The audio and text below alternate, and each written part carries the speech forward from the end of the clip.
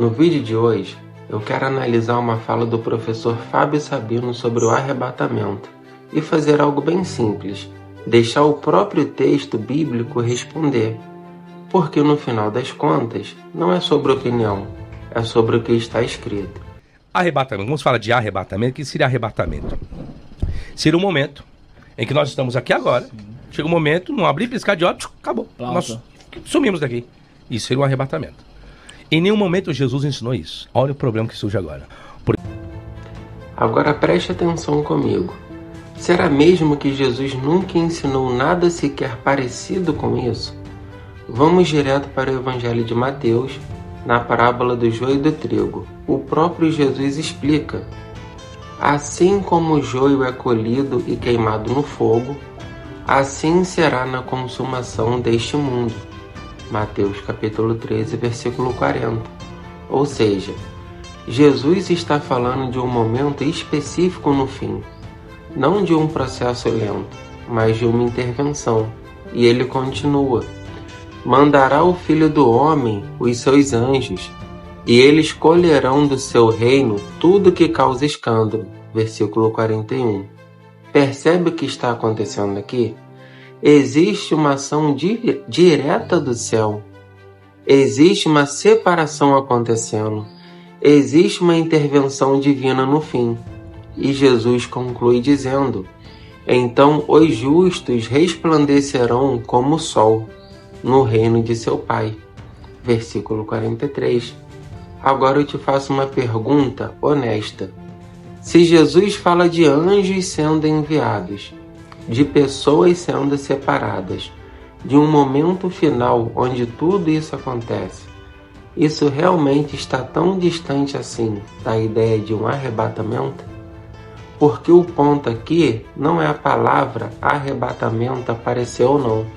O ponto é: o conceito está presente ou não? Agora conecta isso com outra fala do próprio Jesus, no Evangelho de João, capítulo 18, versículo 36. O meu reino não é deste mundo, ou seja, o reino não tem origem aqui, não segue a lógica deste mundo, não é um sistema humano. Então, o que Jesus está ensinando? Haverá um fim, haverá uma separação, haverá uma realidade diferente da atual, e os justos participarão do reino do Pai. Então dizer que em nenhum momento Jesus ensinou isso, já não se sustenta quando você lê o próprio Jesus falando. Porque a trombeta tocará, e os mortos ressuscitarão primeiro, e nós seremos transformados, encontraremos o Senhor nos ares. Foi Paulo. Isso não para a igreja de Tessalônica e a igreja de Corinto. O que aconteceu? E Paulo acreditava piamente que nem ele provaria a morte. E nós seremos, o pronome nós aqui, incluindo ele, e nós seremos transformados. Paulo foi transformado? Não. Paulo morreu. Todo mundo de Corinto morreu. Todo mundo de Tessalônica morreu. E cadê o arrebatamento? Veio naquele período? Agora não. Agora vamos para o segundo ponto levantado pelo professor. O argumento dele gira em torno de um texto específico, que está em 1ª Epístola aos Tessalonicenses, quando Paulo diz: nós, os que ficarmos vivos, seremos transformados.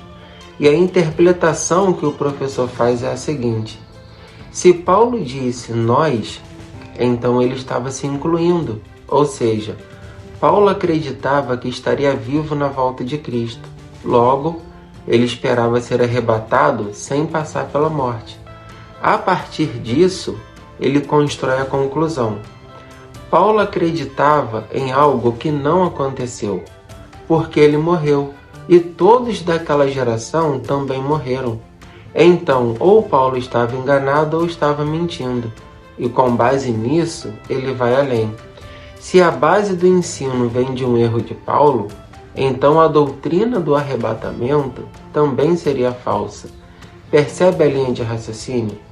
É um argumento que parece lógico à primeira vista, mas que depende totalmente de uma única interpretação, de que o nós de Paulo significa certeza pessoal e não identificação com a igreja como um todo.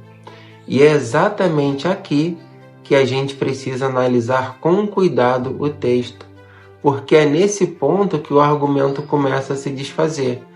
Quando Paulo diz nós, muita gente lê isso como se ele estivesse dizendo: eu tenho certeza que estarei vivo. Mas será que é isso mesmo? Ou será que ele estava falando como parte da igreja, compartilhando da mesma esperança? Agora vamos olhar o restante das Escrituras para poder entender a mente de Paulo. Em Atos dos Apóstolos ele diz: estou pronto não só para ser preso, mas até para morrer pelo nome do Senhor Jesus. Está no capítulo 21, versículo 13. Aqui, Paulo deixa claro algo muito simples. Ele não vivia com a certeza de que escaparia da morte. Ele estava preparado para morrer se fosse necessário. Ou seja, isso já enfraquece a ideia de que ele contava com um arrebatamento imediato na sua própria vida. Agora olha a Epístola aos Filipenses. Tenho desejo de partir e estar com Cristo, porque isto é ainda muito melhor. Aqui Paulo vai além. Ele não só admite a possibilidade da morte, como ver a morte como estar com Cristo. Isso mostra que a esperança dele não estava presa a não morrer, mas a estar com Cristo, seja pela vida, seja pela morte. Agora veja a primeira epístola aos Coríntios. Se esperamos em Cristo só nesta vida, somos os mais miseráveis de todos os homens.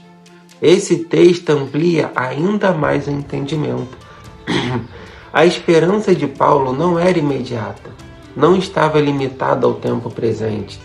Era uma esperança que transcendia esta vida. Paulo não vivia como alguém que tinha certeza de que não morreria. Então, a ideia de que ele achava que seria arrebatado com certeza não vem do texto, vem de uma interpretação colocada sobre o texto. E aqui entra um ponto fundamental. Paulo trabalha com duas ideias ao mesmo tempo. A primeira, uma expectativa viva. Cristo pode voltar a qualquer momento, como ele mesmo diz na primeira epístola aos Tessalonicenses, porque vós mesmos sabeis muito bem que o dia do Senhor virá como ladrão de noite.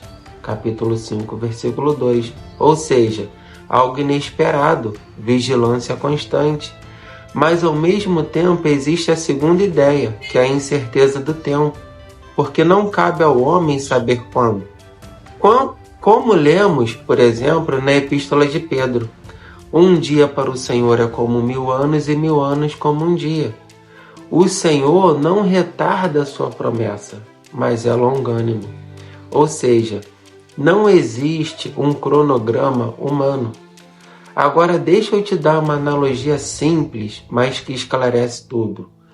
Imagine que alguém diz: fica atento, porque pode haver um assalto na sua rua a qualquer momento. O que você faz? Você se prepara. Você fica vigilante. Mas você não sabe quando vai acontecer. Isso é expectativa. Agora imagine se alguém dissesse: o assalto vai ser amanhã às 22 horas. Aí mudou tudo, porque já não é expectativa, é uma previsão. Percebe a diferença? Expectativa é viver preparado para algo que pode acontecer a qualquer momento. Previsão é afirmar quando vai acontecer. Paulo ensinou expectativa, mas estão lendo como se ele tivesse feito uma previsão.